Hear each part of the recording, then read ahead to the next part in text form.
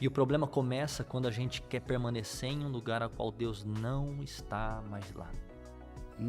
Talvez você se prendeu a um método, a uma maneira, e Deus, a nuvem já mudou, o vento já soprou, e você quer continuar fazendo daquele jeito, falando daquele jeito, mas as coisas não têm mais vida. Eu não lembro quem agora, mas alguém perguntou para um ministro importante aí qual era a hora de parar. A hora, como entender que não devo mais fazer isso que eu estou fazendo agora, esse método não devo fazer mais, essa forma não devo fazer mais, né? E o cara respondeu, quando você vê que a graça se moveu, Uau. entende? Que não há mais graça para fazer, que você precisa fazer com a sua força. Então isso significa que você já tinha que ter parado. Poderoso isso. Porque se a graça se move, você tem que parar. Sim. Então isso cai diretamente no que você está falando. Sim, e vamos contextualizar. Né? Por que eu vou ficar fazendo algo no lugar que Deus já não está? E vamos contextualizar aqui. Paulo fala que Cristo é o cabeça e nós somos o corpo. Né? A igreja é o corpo de Cristo e o corpo é formado por vários membros. Né? Então o corpo está sempre em movimento, ele está sempre gerando vida. Por exemplo, algumas pessoas me perguntam assim, né? O que você avaliaria dentre os fatores principais de uma igreja para você não permanecer nessa igreja? Eu acho que tem muita coisa que eu poderia citar aqui. Escândalo moral, escândalo sexual, escândalo financeiro. Mas eu acho que isso não é um fator, porque assim, se eu olhar pro padrão Bíblia, eu nem vou contar com o pecado da pessoa. Estou falando sobre propósito aqui, ok? Então, aonde que eu não faria parte de uma igreja? Em uma igreja envelhecida, a qual ficou parada no tempo. A qual um dia foi uma arca, que serviu para um tempo, mas que valorizou a promessa e não valorizou a presença. Uma igreja que os nossos filhos não querem estar, né, Felipe? Pronto, você matou. A charada é essa. Então, por exemplo, o que eu hoje vejo que as igrejas relevantes têm feito, têm vivido, e que para mim é a métrica da igreja. Por exemplo, se tem vida no corpo, o espírito está se movendo ali, automaticamente pessoas vão ser atraídas. Então a primeira pergunta é, pessoas de forma espontânea visitam a sua igreja? Visitam, ou seja, tem alguma coisa a qual estão atraindo elas para lá. Essa coisa tem nome, para quem não conhece é uma energia, para quem conhece o Espírito Santo de Deus, ele que convence. É a presença de Deus, é a vida de Deus, está ali dentro. Então o que é isso? Olha que legal, a pessoa passa lá num prédio, olha, We Are Reino. O que é? Uma casa de show? É uma casa de evento? É uma casa de festa? O que é? Vou entrar. Eu fui atraído para esse lugar. Pronto. Tem visitante? Primeiro sinal de que a vida de Deus está fluindo ali. A segunda coisa, tem decisões, pessoas estão se reconciliando com Jesus. O maior ministério que a gente pode carregar, é esse que Deus confiou a Jesus e confiou ao homem, o ministério da reconciliação. O pecador está se achegando, aquele cara que estava longe, ferido pela religiosidade, ficou cansado de viver tanta coisa ali na igreja, mas, de uma porta aberta ali a qual eu posso me reconciliar. Então, uma igreja que tem visitante, tem salvação e reconciliação, tem novos membros, porque isso mais do que nunca, uma das áreas que eu falo assim que é mais importante do que nunca, é o membro do corpo de Cristo. Porque olha só, a maior fake news que a gente pode ouvir hoje é alguém que fala assim, pastor, estou longe da igreja, mas não estou longe de Deus. E está na moda agora falar isso. Não estou indo na igreja, mas estou perto de Deus. Irmão, se a nossa fé não Na verdade, consegue... tem muita gente dizendo que não precisa de igreja para estar bem com Jesus. Vamos construir isso agora? Primeiro, se a tua fé não te leva para a igreja, como é que ela vai te levar para o céu? Primeiro questionamento é esse, ok? Se você não tem vontade de ir para a igreja, que é a casa do próprio Deus, como é que você vai ter vontade de ir para o céu, que é a eternidade, onde ele vai estar lá todo dia, toda hora com você, a todo momento? Mas eu acredito que o argumento é a igreja somos nós, né? Pronto, mentira também. Mentira. Porque isso não deveria ser motivo para afastar eles. Primeiro, porque mentira, porque a igreja não sou eu, a igreja somos nós, ok. Então, aonde dois ou mais mentiram para você, que falaram que você é a igreja, não. Você é o templo do Espírito Santo, a habitação de Deus, mas a igreja somos nós. Eu posso até contribuir com isso aí. Eu costumo dizer que o indivíduo é a habitação de Deus, porque a Bíblia mostra dessa maneira. Ok. Mas quando a Bíblia diz templo também, ela diz assim, sois templo. Só somos templo quando estamos juntos. Juntos, plural. Nunca singular. Não tem templo no singular. Eu sozinho não sou templo. Isso aí. Deus habita em mim. Sim. E sem dúvida, sem sombra de dúvida, eu aqui sozinho, Deus vai estar habitando em mim. Mas eu só sou o templo do Espírito Santo quando nós estamos juntos. Não sabeis que sois? Sim. Não é? Plural, você é. Vocês são. Mais do que dois, sim. Vocês são o templo do Espírito Santo. Perfeito. Então, corrobora o que você diz, né? Ou seja, a igreja é o corpo, é os membros reunidos, Sim. entende? Eu concordo com você. E aí tem gente que fala assim também, né? Você vai na igreja, mas a igreja não salva ninguém. Sim, verdade, a igreja não salva ninguém. Mas a igreja é o lugar onde os salvos se encontram.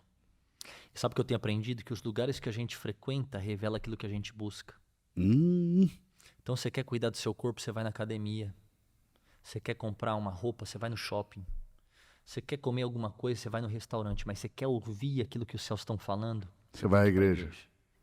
Qual foi o problema que talvez está atrelado lá atrás e agora a gente traz aqui para frente, por exemplo? Por muito tempo falaram para nós que a igreja era um hospital. E não que isso não seja bíblico, porque a própria palavra fala. Mas, diferente de um hospital, na igreja ninguém que chega doente sai doente. Ninguém que chega desanimado sai desanimado. Ninguém que chega entristecido sai entristecido. Por quê? Todo mundo que passa pela igreja vai viver uma experiência diferente. Então, ninguém que chega vai sair da mesma forma que chegou. Vai sair completamente diferente. Então, qual que é o contexto e a visão que a gente tem que ter relacionada à igreja? De que igreja não é um hospital, igreja é uma família. Então, se eu te perguntar, no domingo, você quer ir para o hospital ou você quer estar numa mesa Com a sua ceando, família. almoçando com a tua família? Você vai estar numa família. E o plano de Deus sempre foi família. Então, por exemplo, às vezes, na tua casa você não tem um abraço de pai, mas chega na igreja, a igreja te abraça. Talvez lá fora você não tenha alguém que te sorri, que dá uma palavra boa para você, mas quando chega na igreja, Todos estão sorrindo. sabe o que eu entendo? Que o plano de Deus é família. Se Deus é pai, a igreja é a mãe. Uau. A família é perfeita. Não tem como a gente falar de evangelho sem igreja. Não tem como a gente falar de Bíblia sem fé, de fé sem família, de família sem igreja. Não tem como. Então uma coisa está atrelada na outra. E só concluindo o raciocínio, né? Então como é que a gente sabe que a igreja está frutificando? Tem visitante, tem pessoas aceitando, se reconciliando com Jesus, tem pessoas fazendo parte do corpo de Cristo. Novos membros. E só para concluir isso, Uhum. Paulo fala que nós somos o corpo é formado por membro. Então toda igreja vai ter membro do corpo e prótese do corpo. Uma prótese, ela tem forma de membro, ela tem jeito de membro, ela ocupa espaço de membro, só que a diferença da prótese para o membro é que ela não está acoplada, não recebe vida do corpo. Não está ligado, não recebe vida, é artificial. Por isso que tem muita gente que está Não viva, é mas orgânico. tem muita gente viva que está morta. Ou seja, é a vida não orgânica, ou seja, não é nem vida, né? Olha ou seja, só. são as pessoas que estão ali, que são membros não orgânicos. Lembra do Michael Schumacher? Sim. Ele está vivo, mas ele está morto. O coração bate, as veias pulsam, o sangue corre, mas não tem cérebro para ligar ele. Não tem conexão com a cabeça. Então pronto, olha só. Cristo é o cabeça, correto? Antes de eu estalar meu dedo, antes do corpo responder o movimento veio da onde? O cérebro que ordenou. Quando você está atrelado à igreja, o que acontece? Você é membro do corpo, o corpo tem um cabeça que é Cristo, Cristo dá o comando e você obedece e responde aquele Ou comando. seja, as ações de alguém que está ligado ao corpo é a vontade de Cristo. Pronto. Aí que faz sentido, já não vivo mais eu, mas Cristo vive em mim. Como? Então, assim, essa frase não faz sentido para alguém que está desconectado do corpo. Isso aí. Então, se você não estiver fazendo parte da igreja, você está lendo a igreja, mas não serve, não faz parte de ceia, não está dizimando, ofertando, não faz parte da vida do corpo, não celebra, não recebe, não cresce, então você não é um membro, você é uma prótese. Tem jeito de Palavra membro, forte, hein? tem formato de membro, mas não recebe vida do corpo. Galera, tá tudo aqui Sabe assustado. qual é a diferença da prótese para o membro, Odu? Se você tivesse com uma prótese aqui agora, eu posso bater, eu posso beliscar. Prótese não tem sensibilidade. Uma das maiores características de quem é prótese não é membro do corpo. Não tem sensibilidade nenhuma. Não tem sensibilidade. Não sente o que o restante do corpo sente. Olha o que Jesus falou para os discípulos, hipócritas. Vocês conseguem discernir uma estação a quando vai chover, a quando vai fazer sol, mas não conseguem discernir uma estação espiritual. O que é isso? Falta de sensibilidade. Quanto mais atrelado ao corpo você está, mais comando você recebe, mais sensibilidade você tem. Poderoso isso, né? Quem tem ouvidos, ouça. Ou seja, quem não é prótese, ouça. Isso aí, receba. Vai pegando aí, ó. Então, ó, tem visitante, tem novo membro, tem decisão e tem o quê? As duas mais importantes para mim, batismo. Então, novo Importantíssimo, nascimento. novo nascimento nas águas. E a última, que é a mais importante de todas, que é tem voluntário. Uau! E quando eu falo voluntário, você pode ser líder, você pode ser pastor, você pode ser presbítero, você pode ser... Tem agora... O coração voluntário não está ligado à hierarquia, né, Eu Felipe? falo porque tem cargos até mais altos agora, né? Tem semideus, tem alguns que já estão já numa outra esfera, Quarta né? pessoa da Trindade. Não, esquece, irmão. Tem outros que estão até com o livro da vida já anotado aqui, eles que vão assinar, né? Então... Mas, enfim, a cadeira do voluntário, ela é a posição do voluntário, aliás, né? É uma das mais importantes porque eu acredito que toda igreja ela é feita de multidão e de discípulo. Jesus, ele caminhava com discípulos, mas ele pregava para a multidão. Mas o convite nunca foi, seja mais um no meio da multidão. O convite sempre foi para você se tornar um discípulo. Uma coisa que é clara também o posicionamento de Jesus é que para a multidão ele pregava, para os discípulos ele ensinava. Pronto. E isso muda tudo, né? A maioria das pessoas não sabe diferenciar ensino de pregação. Sim, Jesus pregava para as multidões e ensinava os discípulos. isso aí. Então, quando eu vou ali na reunião, assisto uma reunião no domingo, e eu não quero me comprometer, eu vou lá de vez em quando, recebo uma pregação, ok? Assim, pregação é para a multidão. Enquanto eu estiver ouvindo pregações, eu faço parte da multidão. Naquela pregação, eu tenho que ouvir um chamado para um discipulado, para passar a ser ensinado. E você não consegue ensinar sem convivência, né? Você vê que, primeiro, Jesus chama os discípulos para estarem com ele. Boa. Depois os envia a pregar.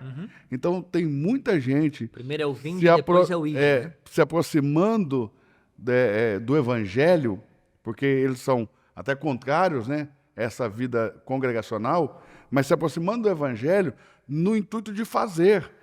Eu vejo muita pessoa que não se converteu ainda, Felipe, mas ele quer pregar, ele quer falar de Jesus para todo mundo, ele quer ser um evangelista e tal, mas ele não passou pelo processo da conversão. Isso aí. Nem iniciou. Eu não estou dizendo que ele precisa terminar esse processo de conversão, estou dizendo que ele nem iniciou o processo de conversão, mas ele já quer falar, porque na cabeça dele, fazer é mais importante do que estar com ele. Não. E o discipulado, o ensino acontece no relacionamento. Não dá para você ensinar quem não se relaciona.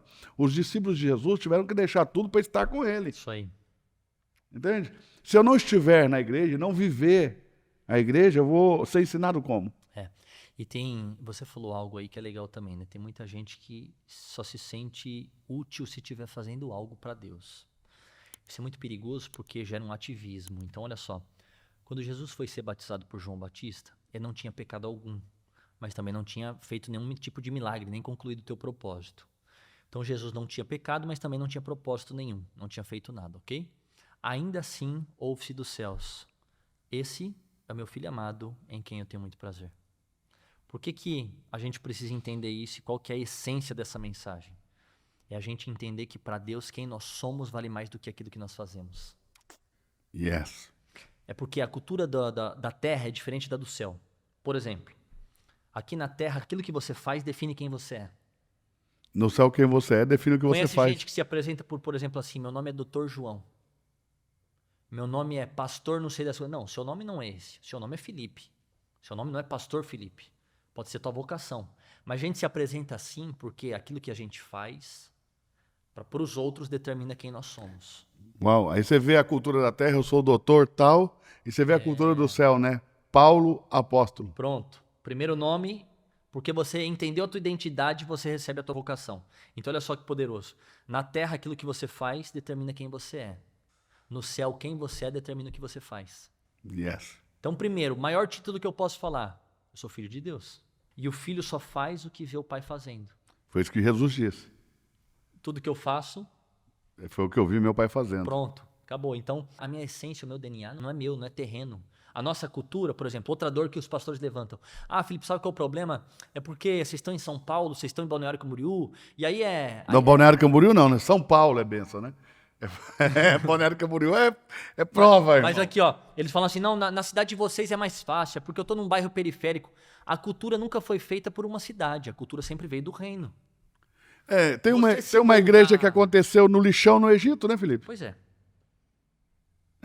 Se você aplicar a cultura que vem do céu, é aí que dita o ritmo, né, das igrejas, enfim. Mas eu só abri um um contexto aqui. Então você está falando de algo que é muito legal, que a gente poder transicionar esse passo, né? Eu falo que o primeiro passo da caminhada cristã é a gente vir para receber algo de Deus. O segundo passo começa quando a gente entende que já recebeu, então começa a oferecer aquilo que a gente tem. Ou seja, um dia você veio para a igreja para se assentar e conhecer Jesus, mas depois que você conheceu Jesus, você se levanta da cadeira e se torna Jesus na vida de alguém. Uau. Aquela passagem que fala da multiplicação de pães e peixes em Lucas, ela fala que Jesus estava com os discípulos e a multidão seguia porque sabia os milagres que ele fazia. Mas a palavra fala que Jesus se assentou com os seus discípulos no monte. Multidão pode seguir, mas só quem é discípulo vai se assentar com Jesus. Porque a multidão, ela sempre caminha por uma necessidade. Ela só olha para si mesma.